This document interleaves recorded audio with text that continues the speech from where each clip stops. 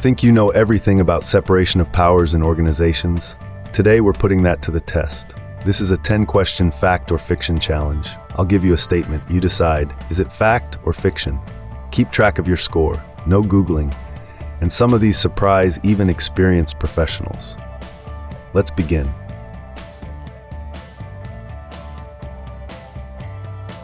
Question 1. Separation of powers only exists in governments, not in private companies.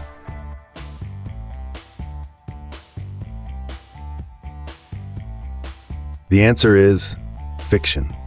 This sounds logical because the concept originally comes from political philosophy, especially the work of Montesquieu, who argued that power should be divided between branches of government.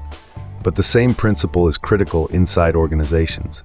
In companies, separation of powers appears through board oversight, executive management, risk and compliance, internal audit. These layers ensure that no single group controls everything.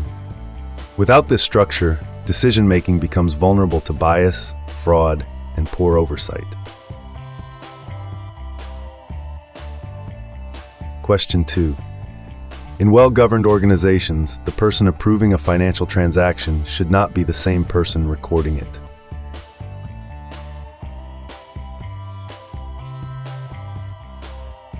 The answer is fact. This principle is known as segregation of duties. It ensures that critical processes are split between multiple people. For example, one person approves a payment, another records it, a third reconciles it. Why? Because if one person controlled the entire process, they could authorize, hide, and manipulate transactions. Segregation of duties is one of the most fundamental internal control principles used worldwide.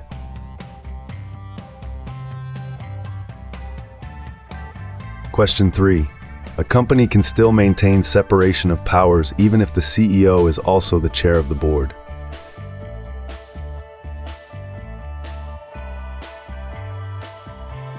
The answer is fact, but controversial. This situation is called CEO duality. Some companies allow the CEO to also serve as board chair. Technically, separation of powers can still exist if strong, independent directors are present. However, governance experts often recommend separating these roles. Why? Because when one person controls both management and board leadership, oversight can weaken. That's why many organizations appoint independent board chairs, lead independent directors, to maintain balance at the top. Question 4. If separation of powers is weak inside an organization, the risk of fraud and operational failure increases.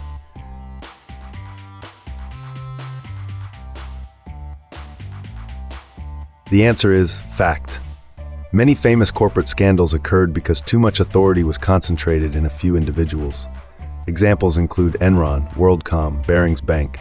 In these cases, internal controls were bypassed or ignored. When oversight is weak, executives can hide financial losses, manipulate reports, override risk controls. Strong governance frameworks exist to prevent exactly this. Question 5. Internal audit departments should report directly to operational management to stay aligned with business goals.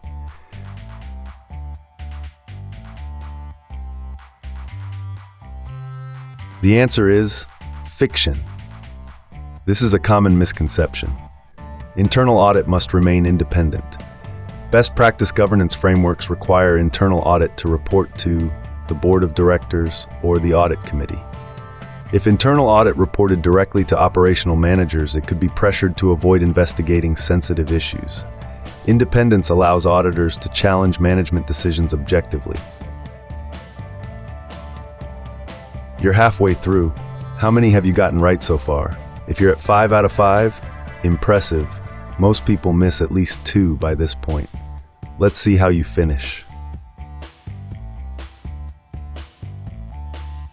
Question 6. Conflicts of interest inside organizations are harmful and require independent oversight.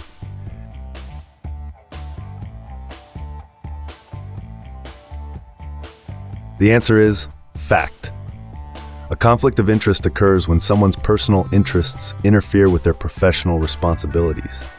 Examples include approving deals involving personal relationships, awarding contracts to connected companies, using confidential information for personal gain.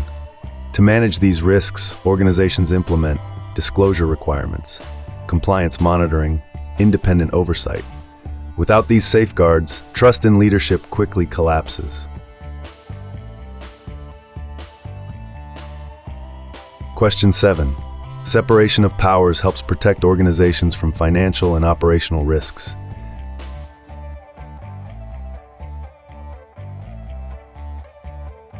The answer is fact. Separation of powers works like a defensive shield for organizations. When responsibilities are divided across different functions, mistakes are detected earlier, risks are reviewed independently, decisions face multiple perspectives. This structure creates what governance experts call constructive oversight. It doesn't slow organizations down unnecessarily, it protects them from catastrophic blind spots.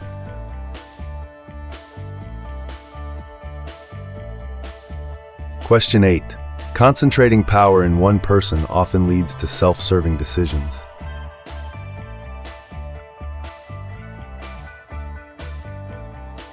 The answer is fact. When authority becomes centralized, accountability often disappears. History repeatedly shows that concentrated power can lead to personal enrichment, biased decision-making, suppression of dissent.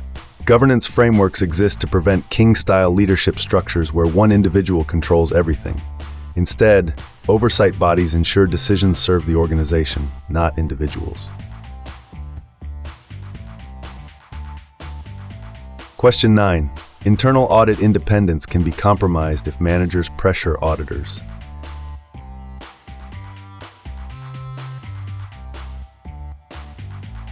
The answer is fact. Auditor independence is one of the cornerstones of effective governance. If managers attempt to influence audit results, the entire oversight system collapses. This is why internal auditors often have direct access to the board or audit committee. Their role is not to protect management, it's to protect the organization. Without independence, audits become box-ticking exercises rather than real oversight.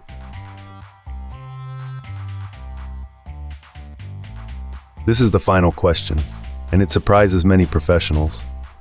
Too many governance rules can actually make employees disengage from oversight processes.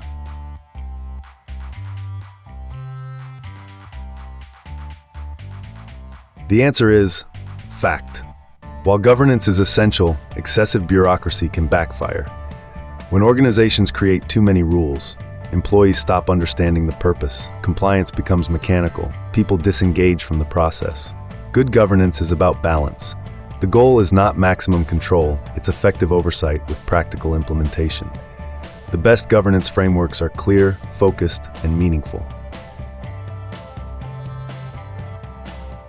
So, what was your final score? Comment your result below. If you scored 8 or higher, you really understand governance.